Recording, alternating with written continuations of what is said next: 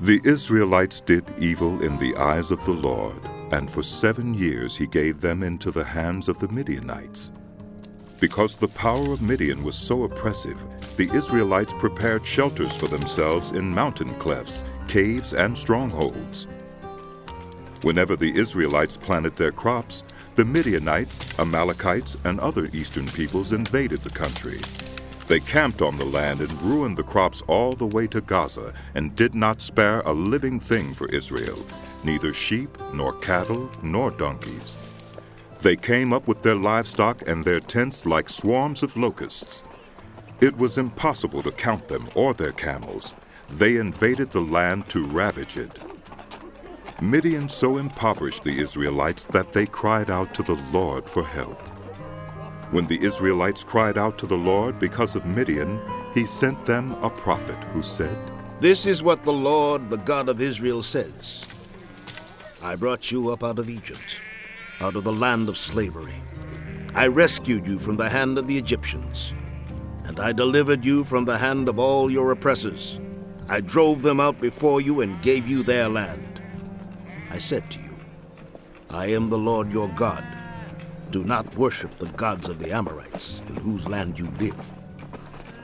But you have not listened to me." The angel of the Lord came and sat down under the oak in Ophrah that belonged to Joash, the Abiezrite, where his son Gideon was threshing wheat in a winepress to keep it from the Midianites. When the angel of the Lord appeared to Gideon, he said, "The Lord is with you, mighty warrior." "Pardon me, my lord." Gideon replied, "But if the Lord is with us, why has all this happened to us? Where are all his wonders that our ancestors told us about when they said, 'Did not the Lord bring us up out of Egypt?' But now the Lord has abandoned us and given us into the hand of Midian."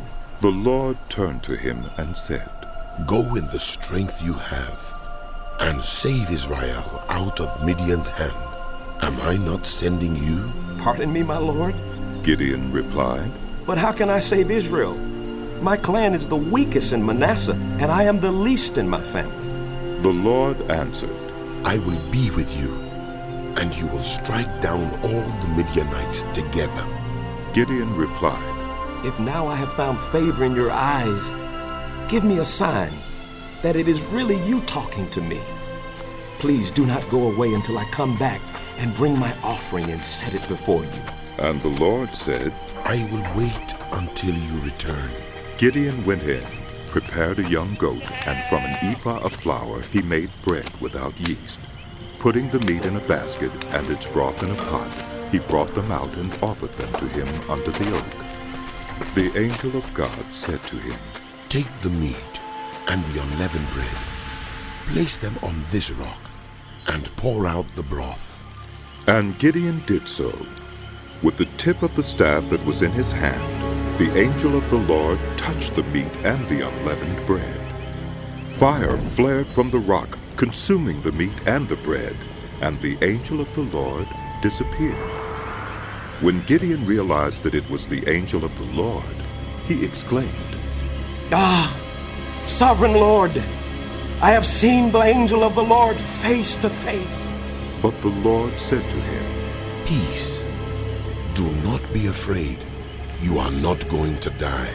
So Gideon built an altar to the Lord there and called it, "The Lord is Peace." To this day it stands in Ophrah of the Abiezrites.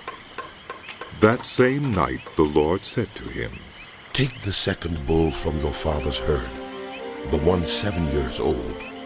Tear down your father's altar to Baal, and cut down the Asherah pole beside it. Then build a proper kind of altar to the Lord your God on the top of this height.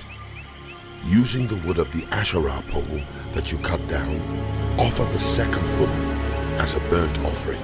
So Gideon took 10 of his servants and did as the Lord told him.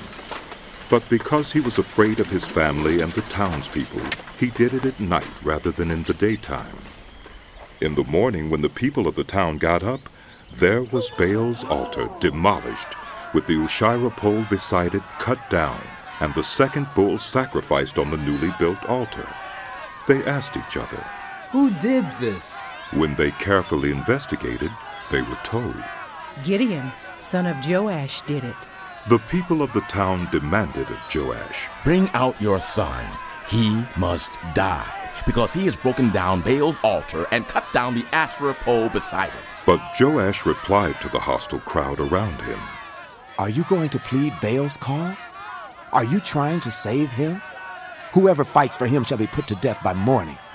If Baal really is a god, he can defend himself when someone breaks down his altar.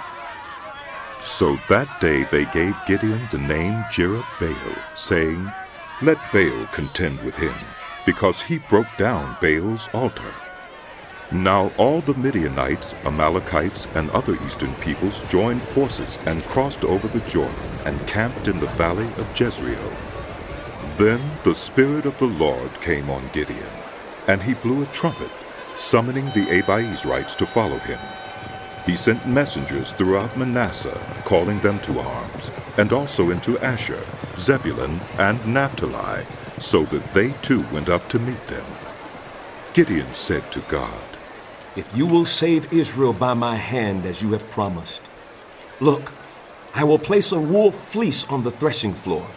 If there is dew only on the fleece and all the ground is dry, then I will know that you will save Israel by my hand, as you said. And that is what happened. Gideon rose early the next day. He squeezed the fleece and wrung out the dew, a bowl full of water. Then Gideon said to God, Do not be angry with me. Let me make just one more request. Allow me one more test with the fleece, but this time, make the fleece dry and let the ground be covered with dew. That night God did so. Only the fleece was dry. All the ground was covered with dew.